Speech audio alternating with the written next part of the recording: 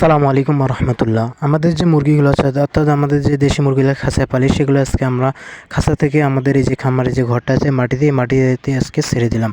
আর অনেকে আপনারা হয়তো ভাববেন যে মাটিতে ছেড়ে দেওয়ার বিশেষত কারণ কি? এর বিশেষত কারণ একটাই, সেটা হচ্ছে তারা যে খাঁচায় বন্দি অবস্থায় থাকে তারা চলা অবস্থায় অর্থাৎ যে বাইরের কোলাহলের একটা যে যাতায়াত বা চলাচল একটা দৌড়ঝাঁপা, তাদের স্বাস্থ্যের মধ্যে একটা যে আবহাওয়া বা একটা প্রাকৃতিক মাটির যে একটা ওষুধ আছে বা ক্যালসিয়াম ভিটামিন ম্যাগনেসিয়াম যেগুলো আছে সেগুলো কিন্তু তারা মূলত পায় না।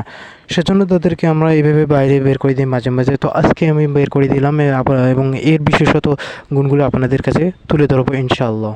আপনারা যদি এগুলোকে এভাবে বের করে দেন, খাঁচা থেকে মাটিতে ছেড়ে দেন, তো তাদের শরীরটা সুস্থ থাকবে, তারা চলাচল করতে পারবে, তারা বাইরের সাথে আবহাওয়ার সাথে মিলিয়ে চলবে। আর তো এগুলো যেহেতু প্যারেন্টস বা ডিম পাড়ার জন্য এগুলো যদি আমরা পালি তাহলে কিন্তু তাদের সাথে অর্থাৎ আবহাওয়ার সাথে একটা অ্যাডজাস্ট করে নেবে আর কি। তাদেরকে আমরা কিন্তু এখানে মাটিতে কিছু পরিমাণ খাবার দিয়েছি, অর্থাৎ এখানে দেখতে পাচ্ছেন ঘাস এবং কিছু সাথে সাথে খোস।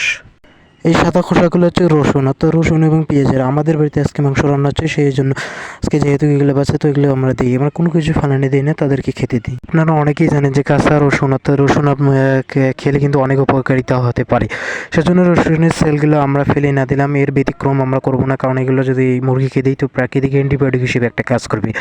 অবশ্যই ঠান্ডা লাগার কাজটা কিন্তু এটা গুরুত্বপূর্ণভাবে কাজ করে। আপনারা পেঁয়াজ, রসুন এবং আদা যদি মিশিয়ে পানির সাথে খাওয়ান তো ঠান্ডার জন্য অনেকটা উপকারিতা হবে ইনশাআল্লাহ, যদি বেশি একটা সিরিয়াস ঘটনা না হয়। তবে আমরা মূলত এগুলো সবসময় খাওয়াই। এই মুরগিগুলোকে কিন্তু আমরা কোনো অ্যান্টিবায়োটিক জাতীয় ওষুধ খাওয়াই না। শুধু মাঝে একটা চোখের সমস্যা ছিল কয়েকটা, সেজন্য অ্যান্টিবায়োটিক একটা ড্রপ দিয়েছিলাম, এর মাধ্যমে একটা মাল্টিভিটামিন এবং ছোটোতে কিছু ওষুধ দিয়েছিলাম ব্রোডিংয়ের জন্য, আর একটা আরডিবি ভ্যাকসিন। এর বাইরে আমরা জিঙ্ক খাওয়াইনি, আমরা কিন্তু এগুলো খাওয়াইনি, বেশি কোনো ওষুধ খাওয়াইনি। আমরা শুধু ভালো পুষ্টিকর খাবার দিয়েছি, যেটা ব্রয়লার গ্রোয়ার ফিড আপনারা পাবেন নারিশ বা প্রাগন বা বিভিন্ন কোম্পানির যেটা ভালো হবে সেটা আমরা খাই। তো ইনশাল্লাহ এটা খাওয়ার পরে তো গ্রোথটা মাশাআল্লাহ অনেক সুন্দর হয়েছে। এই জন্য এগুলোকে আমরা আর কিছুদিনের মধ্যে বিক্রি করে ফেলবো, যেহেতু এগুলো 3 মাস প্লাস বয়স থেকে অলরেডি হয়ে গেছে।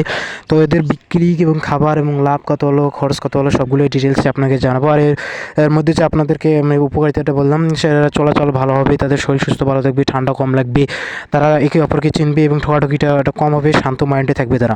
আর আমরা ঘাস এবং এই যে রসুনের যে খাওয়াছি দুইটাই কিন্তু উপকারিতা। ঘাসের মধ্যে কিন্তু প্রচুর পরিমাণে ক্যালসিয়াম, ম্যাগনেসিয়াম এবং প্রোটিন জাতীয় থাকে, এটা প্রাকৃতিক একটা ঔষধ হিসেবে খাওয়ায়। তো আপনারা অবশ্যই চেষ্টা করবেন এগুলোকে খাওয়ার জন্য। তো আমাদের জন্য দোয়া করবেন, আল্লাহ তাআলা যেন বড় দান করে। আসসালামু আলাইকুম রহমতুল্লাহ।